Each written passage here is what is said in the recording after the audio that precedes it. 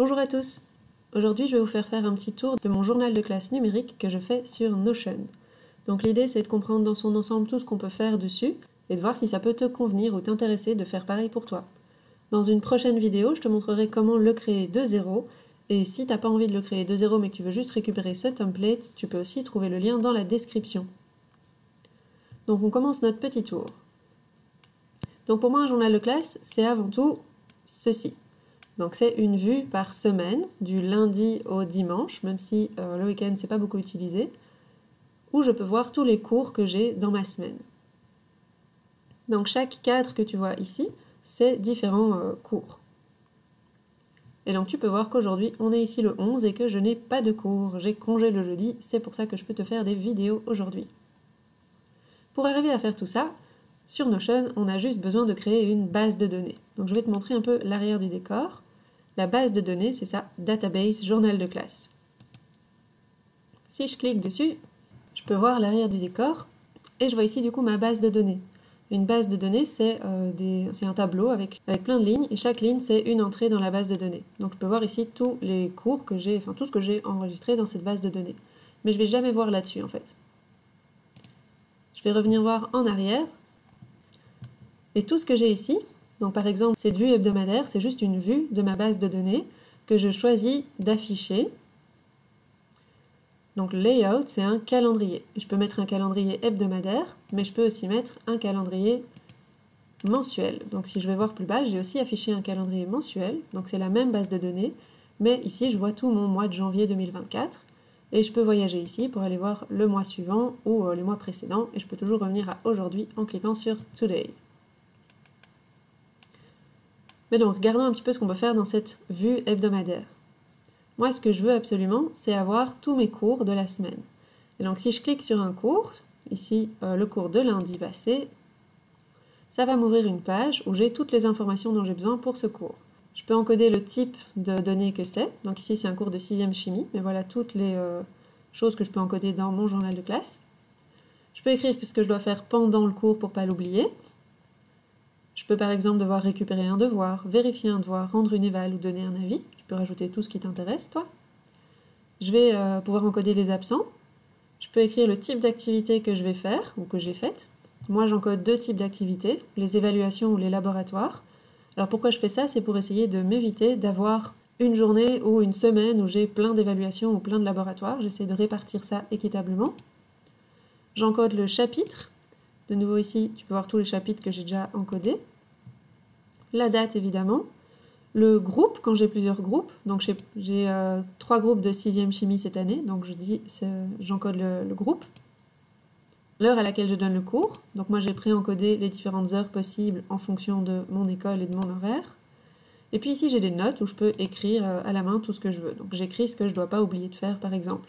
Je veux leur faire des piles, donc je ne dois pas oublier d'apporter des patates, du citron, des feuilles alu, du carton, et je dois aussi penser à imprimer le cours. Ici en dessous, je peux écrire tout ce que je veux. Je peux mettre des liens vers des choses que je dois utiliser pendant le cours.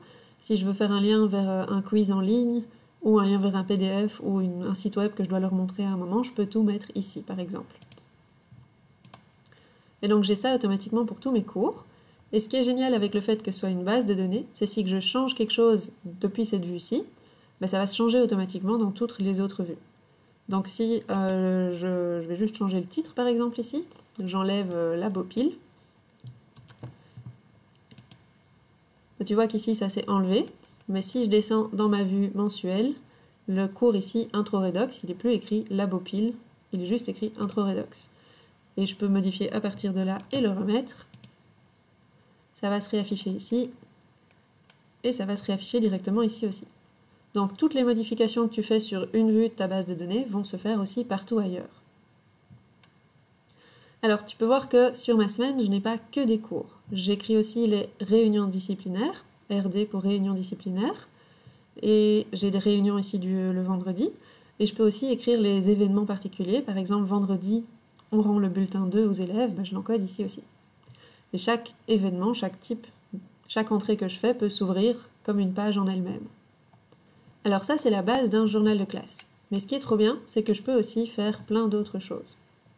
Toujours à partir de cette base de données, je peux afficher mes différents cours, cours par cours. Donc par exemple, si je clique sur 6e chimie, je vais arriver sur une page où j'ai choisi d'afficher uniquement mes cours de 6e chimie.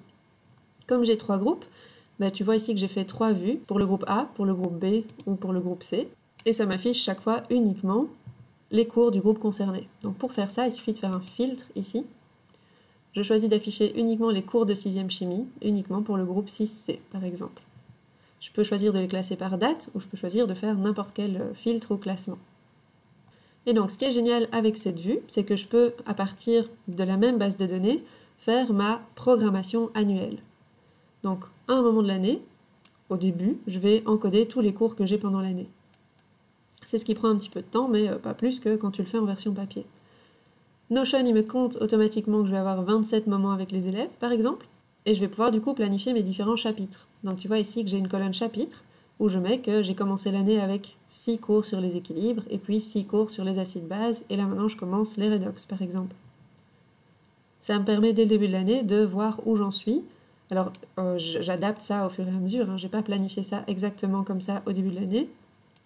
D'ailleurs tu vois qu'ici il y a des cours qui restent blanches au cas où. Une semaine par exemple parce que c'est le printemps des sciences et donc peut-être qu'on sera en excursion.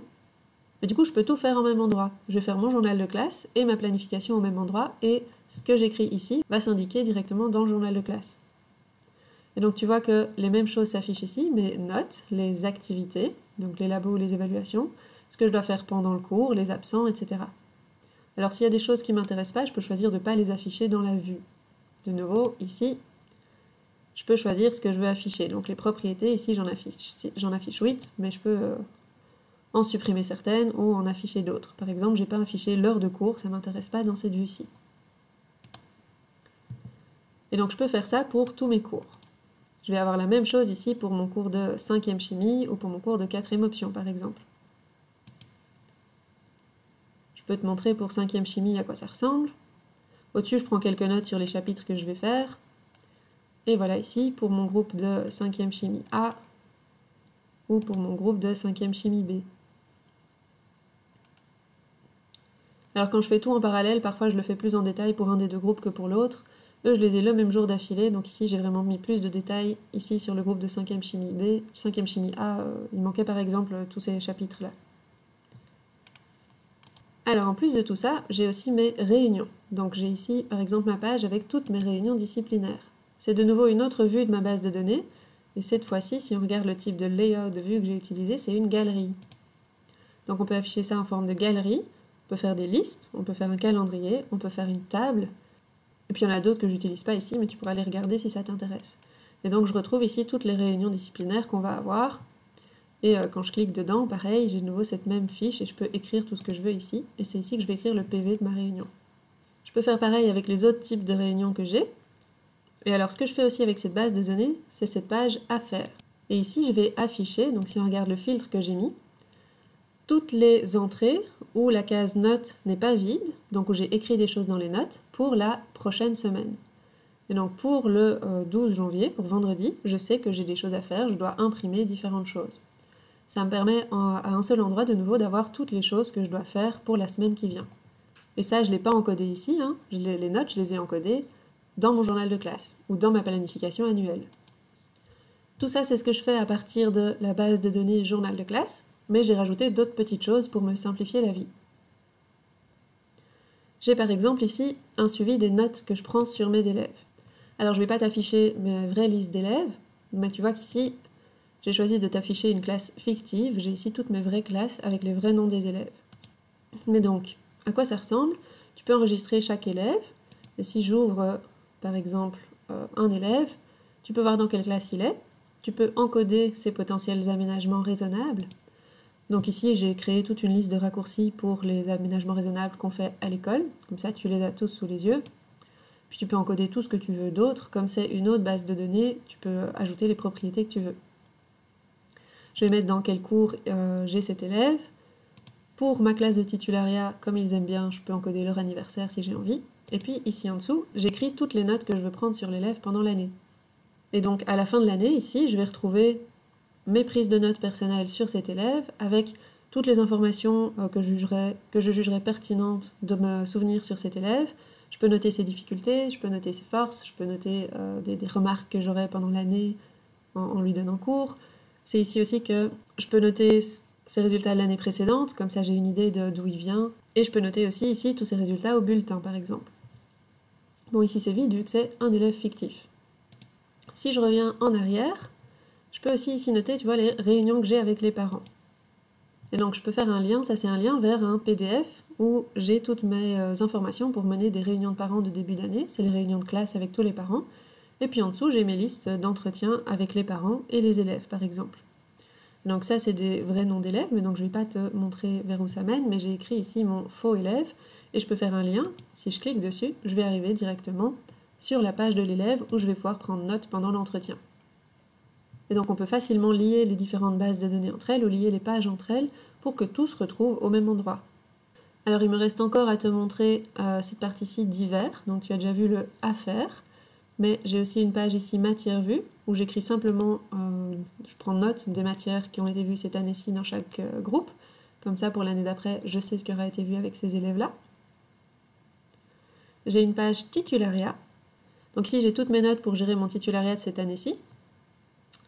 Donc la répartition des choses que je dois faire moi ou avec ma co-titulaire, les différents projets de classe, la préparation du voyage scolaire, ce que je peux faire en gestion de classe avec les élèves et des notes pour faire les bulletins. Donc je ne vais pas te montrer plus en détail, mais si je clique sur la flèche qu'il y a ici, tu verras tout ce que j'ai écrit dans bulletin par exemple. Mais donc c'est juste de la prise de notes. Puis ici j'ai une page laboratoire, où c'est juste une liste de choses que je dois racheter l'année prochaine, mais comme ça, de nouveau, c'est au même endroit ma prise de notes. Et puis tout en dernier, on a ici la page notes. C'est une page qui était totalement blanche au début de l'année et qui me sert juste à créer des nouvelles pages pour prendre des notes. Donc si je dois prendre des notes sur quelque chose, je fais /page. Ça me crée une nouvelle page et je peux ici prendre des nouvelles notes, par exemple. Donc c'est vraiment juste un endroit pour ranger toutes les notes que je ne sais pas mettre ailleurs. Voilà, avec ça, tu as fait le tour de à peu près tout ce que je fais sur mon journal de classe. Donc tout est au même endroit et pour moi, c'est ça qui est super pratique. Soit tu peux aller voir un lien en dessous de la vidéo vers le template que tu peux télécharger pour le réutiliser directement toi-même tel quel. Soit tu peux regarder la prochaine vidéo où je te montre comment recréer ça depuis zéro.